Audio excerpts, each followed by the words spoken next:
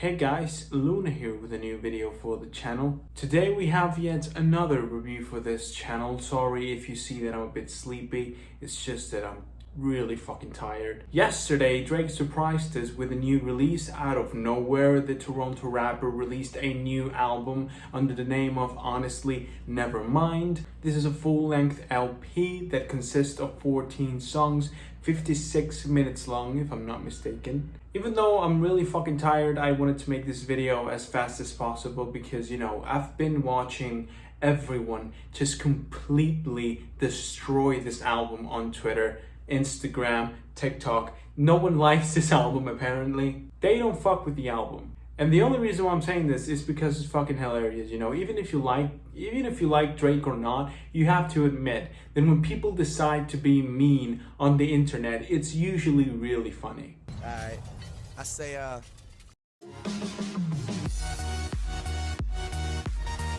But back to the review, you know, honestly, if I want to make my point clear, I have to take you guys back a couple of albums, you know, because it's not easy to talk about Drake as an artist. Because, you know, you have amazing albums, for example, like Take Care, If You're Reading This Is Too Late, my personal favorite from him. Nothing Was the Same was not, you know, it was not a bad album, but it wasn't that great either, you know. A lot of people give too much credit to that album. Up until If You're Reading This Is Too Late, for me, Drake was one of the best rappers in the game, you know, in the modern rap scene. Not only that, you know, but around that time, there was also that beef with McMill, which definitely Drake won.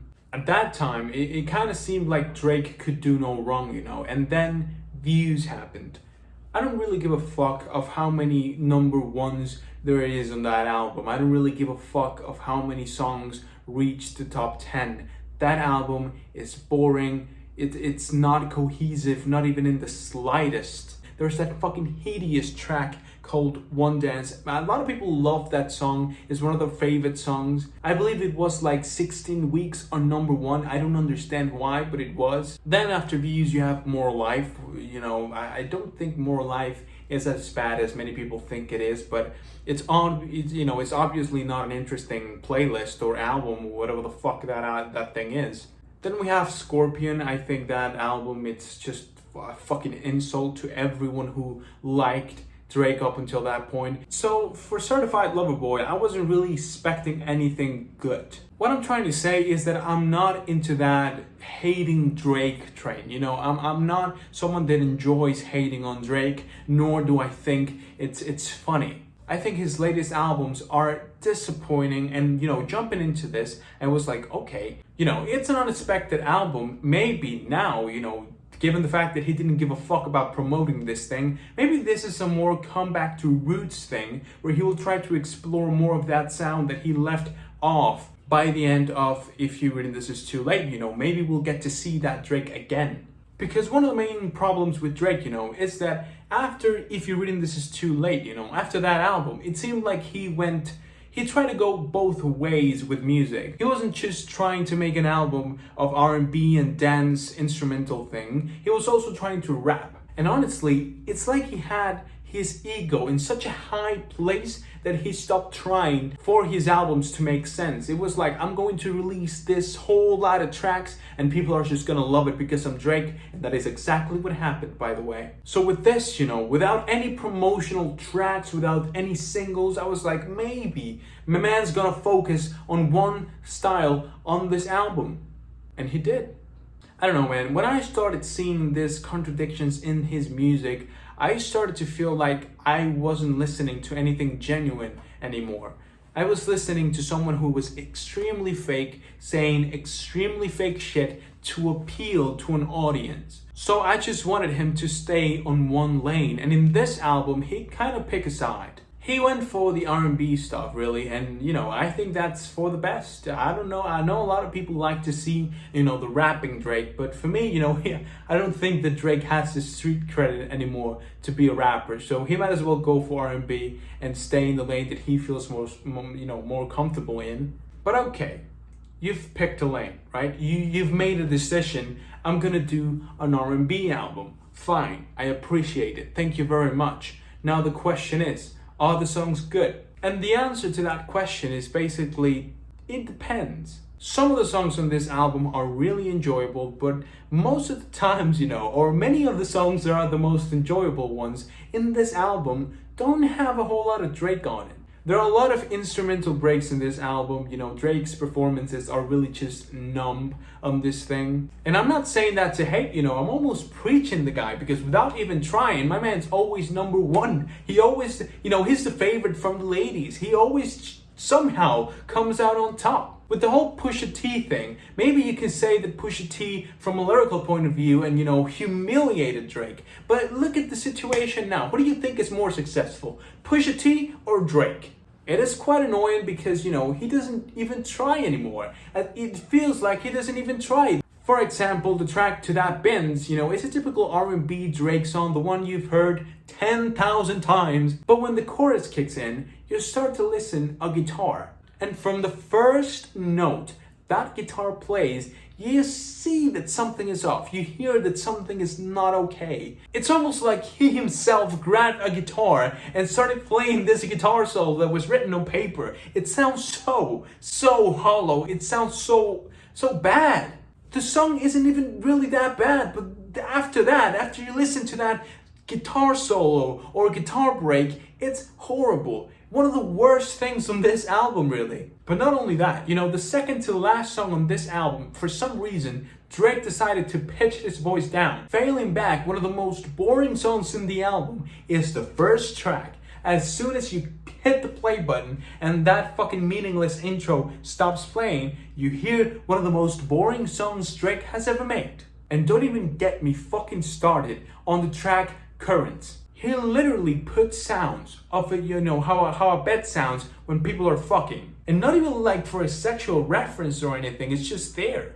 It's not even on beat, the pace of what these people are fucking is dead. A keeper too, it's just so many boring and meaningless songs that do nothing for the album. But listen, not everything is bad on this album. For example, Text Go Green. It's a really nice R&B song, really moody as well. Reminds me a lot of the material he was doing in Take Care, in songs like Marvin's Room. The song Massive is one of the most enjoyable ones in this album. I don't know, the instrumental break as soon as about 40 seconds into the track. It's so popular these days, because it's capable of creating such an atmosphere in the place that it's really nice. Flights Booked, again, a nice instrumental break, R&B dance pop thing. I really like it too. Overdrive also has a nice beat. I don't really have a problem with that song. It's actually an enjoyable part of this album, but I believe that the only reason why it's enjoyable is because of the contrast of how fucking horrible some of the tracks are. And then you have Downhill, definitely a highlight from this album, man. I really enjoyed this song, actually. I think the delivery is great. Drake outperforms the rest of the album in just one song. But the thing that takes the crown off of this song is definitely the instrumental. The producer did a really good job crafting this song, creating the sounds. Even though sometimes some beat switches on the song come too out of nowhere and make no sense, I believe still this is a really good song. But if you have been paying attention, if you're listening to me, you've noticed that many of the things I like about this album don't really include Drake. It's more than anything just good instrumentation. And it's not even that good. It's nice, but it's only nice because you've been through so much bullshit up until the point that the good songs started to appear. It feels like every time that he was about to put some sort of effort into crafting the songs on this album, my man went, honestly, never mind. Now, in comparison to previous albums like, again, Scorpion, Certified Lover Boy, and More Life, I like this album a bit more, and I have to say it. Because again, even though those projects were definitely bigger and definitely Drake put more attention into those albums, they don't make sense, fam. Honestly, it's like he has a lot of different ghostwriters, and he gathers them all into one room and says, write stuff. I don't really give a fuck how it sounds, just write it. Instead, this album focuses more than anything on R&B, and it shows to me that somehow, maybe, I would like to think that Drake is more focused on his songwriting and is trying to make it more precise. But again, something about this album just tells me that he didn't even do this on purpose. It's just the way it came out. One of those things, for example, is a track Call Me By My Name, which is basically a trap song in the middle of the album. And you know, the instrumentations on many of the songs in this album isn't even half as bad. If you want to only focus on the instrumentations and forget about the fact that Drake is rapping, which is not really that hard because most of the time he's singing really low, you can enjoy some decent 56-minute dance R&B instrumental thing. But you know, the things that tell me that this wasn't on purpose is basically the ending of the album, you know, the last track of this project. It's a typical trap, go hard Drake song where he raps about him being the best and this type of bullshit that completely contradict the insecurities and you know, the need for love that he's been portraying for the last 50 minutes on the rest of the songs, fam. At the end of the day, there's two ways to see this album. Number one, this was a step in the right direction. Drake seems to be more focused about the type of music he wants to do, at least a little, in making an album that makes sense. Even if he's not quite there yet, he is trying, and maybe this will open up the way for a better album to come in the future. And then we have number two, which would be, this was just a happy accident. The ghostwriters that Drake has somehow just crafted R&B songs, and that's the reason why, you know, the album is what it is. And this is just what I said before, you know, a happy accident, and Drake still doesn't give a fuck about the type of music he releases. Anyway you want to look at it, the album is still not, you know, it's still far from his best. Drake is still not giving a fuck. It doesn't really matter how you look at the album, how you want to look at the album. This is not someone trying to make a good project. I'm sorry. And this time, somehow, he did exactly the same. Some of the songs are enjoyable, most of the songs are not. And well, there it is, you have the album. In terms of rating, this album gets a 3.